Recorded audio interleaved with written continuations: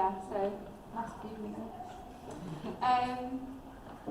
This house breathed a sigh of relief when I found it. Embossed paper, skin worn, thin and peeling from water damage, to reveal scarred yellow plaster patched with paint. Upstairs had been patched with mismatched carpet remnants, as if to smother the life out of these fading remains. But it was obvious, in every crack, every split, every leaking pipe and loosened brick, that there was still life here. I'd hesitated on the edge of the pavement alone for a while, hand clutching at a single key, but 3 doors faced me. One without lintel, one chained to a breeze block alley, and one that would later lock me on the outside. Perhaps to keep me from the damage I would also cause this house. Stained living room walls spoke in gurgled tones of poorly patched pipes.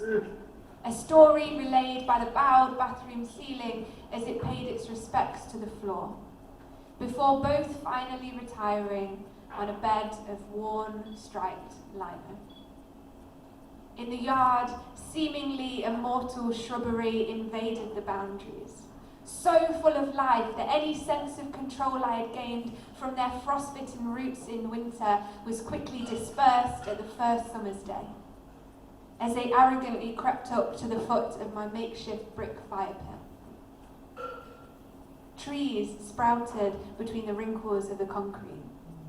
Uneasily, this house was forced to welcome my occupancy, and all was repaid with a crack from the sledgehammer in my hand, and on lifting this first slab, I saw home. Thank you.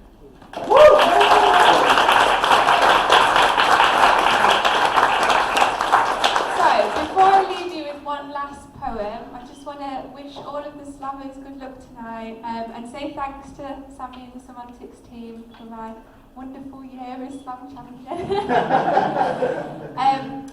Being slam champion of the third best poetry night in Leicester, it's brought me a lot of opportunities actually, surprisingly. Thank you. So I'll leave you with this one. She doesn't want what she had before. And the truth is, the kind of adults that tell you your youth are the best days of your life just didn't follow their dreams, no matter how successful they might seem.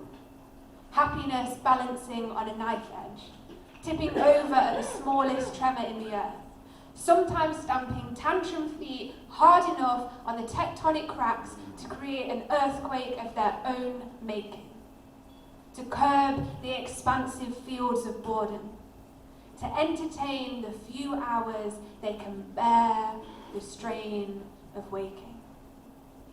And now you're building houses on that land, tearing down nature's vines and fruits, filling sea with sand, to build a city of hollow 2-bed terraces, each the same to house your fear.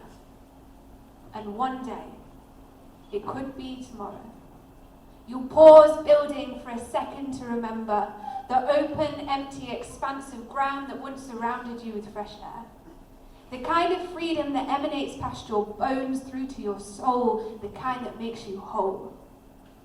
And then you'll shut that door, for the worry that more will not be worth the effort it takes to change. To worry that these fragile houses you created, this hollow city that weighs on your shoulders as you try to excuse its existence, with already cracked black mortar walls, will be too fragile to recover from a fall. But what if you crush those houses on your own? What if you tore up society's sticky tarmac roads? What if you ignored the signs and symbolic old gestures of a tired tradition and started creating culture again? Please realize that some people have everything, and those people could still have nothing at all. So when you go all the way through, don't ask for a borrowed chance. Blue is not the colour of opportunity. So make sure you spend a whole life living. Now, I can only speak for what I hope to be a fraction of my life so far, but I just don't want what generations had before. Thank you.